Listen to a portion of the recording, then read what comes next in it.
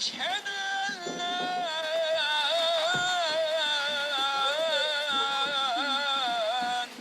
إله إلا الله.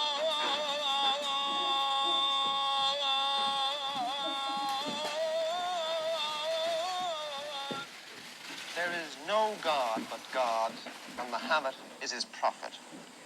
5 times a day from mosques and minarets all over the Muslim world, that call goes out from Muezzin calling the faithful to prayer. But here in Turkey, once called the sword of Islam, here in Istanbul, with the minarets of its 500 mosques piercing the sky, here all the traditions of a great faith were trampled on by one man trying to drag his nation into the Western world of the 20th century by the seat of its baggy Turkish breeches. Mustafa Kemal was the man who changed all that. Kemal, who called himself Ataturk, the father of the Turks, was the soldier who led his country's revolution and proclaimed Turkey a republic after the First World War. Ataturk wanted no religious censor to strangle the great rush forward into the 1920s, no petrifying theologians to halt progress. Of all his revolutionary decrees, and there were many of them, his destruction of the caliphate was his most heretical action. It was like deposing the Pope or the Archbishop of Canterbury. But he did it.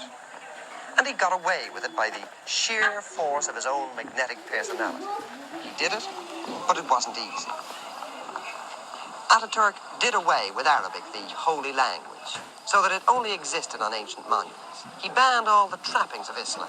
The fez had to be replaced by the Western hat, so that its wide brim would prevent men laying their foreheads on the floor while prostrating themselves towards Mecca.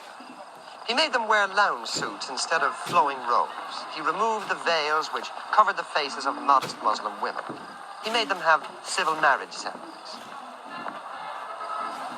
Ataturk's decrees became the new Quran in Turkey. They replaced the old teachings which for generations had governed men's births and lives and deaths. But even an Ataturk, great national hero and liberator though he was, even an Ataturk couldn't kill the inner spirit of Islam. So Islam bided its time. And in 1938, when Ataturk died, the imams felt it was safe perhaps to begin just a cautious revival. Quiet backsliding to the ways of the faith continued until 1950, when Adnan Menderes was elected Prime Minister and was forced to make good electoral promises made to the peasants who wanted more faith and less freedom. The voice of Islam became more imperious.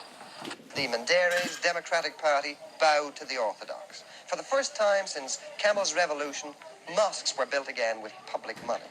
Pilgrims were allowed to set out once more for Mecca, Islam's holiest place. Religious programs are broadcast on Ankara radio. There's even a theological faculty in Istanbul, and in remote areas there are villagers hardy enough to wear the turban. Hardly anyone wears the hat that Ataturk urged on them. They temporize with a cap, which they can turn back to front while praying so that the peak doesn't prevent their foreheads from touching the ground. And older women are clamping the veil tighter around their faces. In Ataturk's day, the Muezzin had to proclaim the Esan, the call to prayer, in Turkish. Now, once again, he sings it out in Arabic, the language of the Prophet. Menderes himself paid dear for his concessions, for his adulteration of the pure milk of Kemalism. When the army revolted in 1960, they had him tried for corruption and hanged him. There's certainly a revival of Islam in Turkey today, and some of these mosques have congregations which many a Church of England clergyman might well envy. What Ataturk tried to destroy with his codes and his decrees is apparently indestructible, and certainly there are almost daily inroads being made into his policy of official agnosticism. But it remains to be seen whether a new government in a westward-looking Turkey will be prepared to allow the ancient faith to regain the power that it once had.